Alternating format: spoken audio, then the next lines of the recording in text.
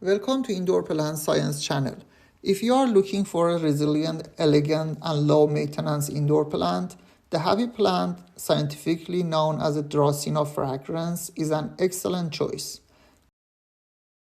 This plant is well known for its thick woody canes and its arching green leaves with a distinctive yellow strip in the center, creating a vibrant tropical appearance that suits both home and offices.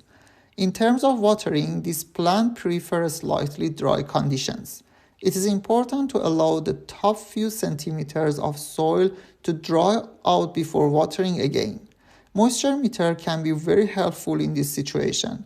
Overwatering is one of the most common mistakes and can lead to root rot, while this plant can tolerate mild underwatering without significant stress. Pruning plays a critical role in maintaining both the health and aesthetic of the plant. Start by removing any dry or brown leaves, as this not only reduces visual quality but can also attract pests. When dealing with the brown edges or spot on leaves, trim them carefully while preserving the natural shape of the leaf. The goal is to remove only the damaged tissue while keeping the overall structure intact. For a deeper understanding of how light affects leaf quality and pruning outcomes, I recommend watching my full video on lighting, which is linked at the top of the page. Light management directly influences how strong, upright, and vibrant your plant will grow.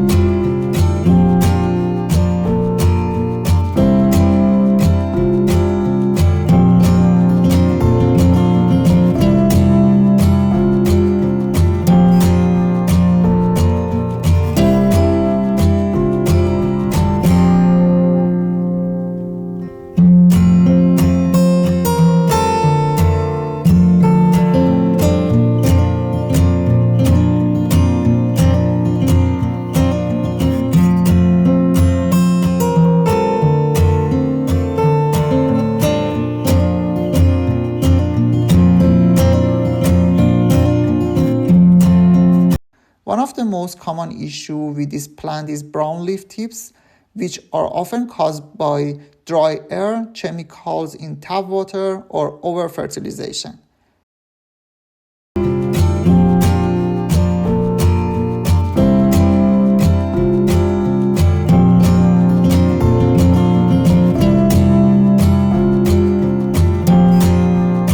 In many cases, a single pot contains multiple canes. Over time, you may notice that one or two of these canes have no leaves at all. To determine whether a cane is still alive, you can make a small cut into the stem.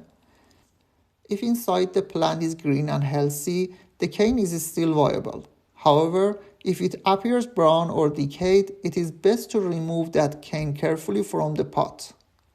Removing dead or rotting cane is essential because decay can spread to healthy parts of the plant. It is also advisable to remove some of the surrounding soil to reduce the risk of the further contamination.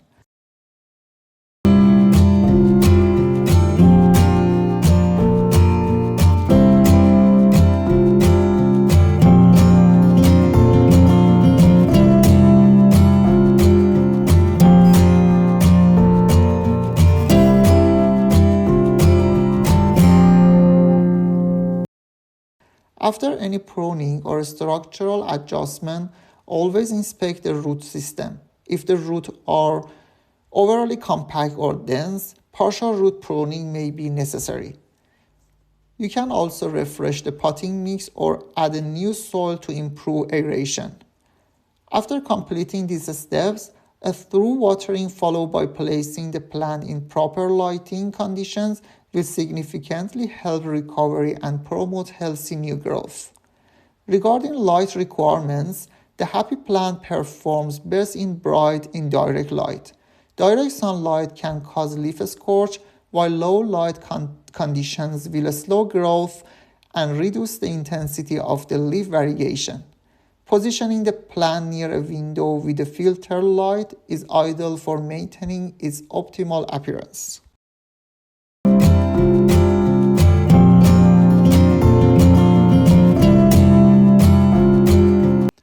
The plant thrives in a well-draining potting mix, ideally a standard indoor soil combined with a perlite to enhance drainage. Maintaining proper soil structure is crucial to prevent water retention around the roots.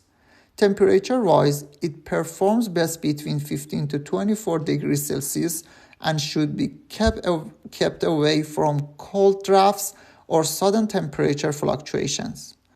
Using filtered water and moderating fertilizer application can help mitigate this problem. Occasionally, pests such as spider mice or mealybugs may appear, especially under stress conditions, and can be treated effectively with a neem oil or insecticide soap or other insecticide like pyrethrum or even white oil. Finally, beyond its practical benefits, the happy plant is often given as a gift and is believed to bring good luck and positive energy. Its lush tropical appearance makes it a timeless addition to any indoor space. If you found this video helpful, make sure to subscribe for weekly plant care content and feel free to share your experience with this plant in the comments. Enjoy!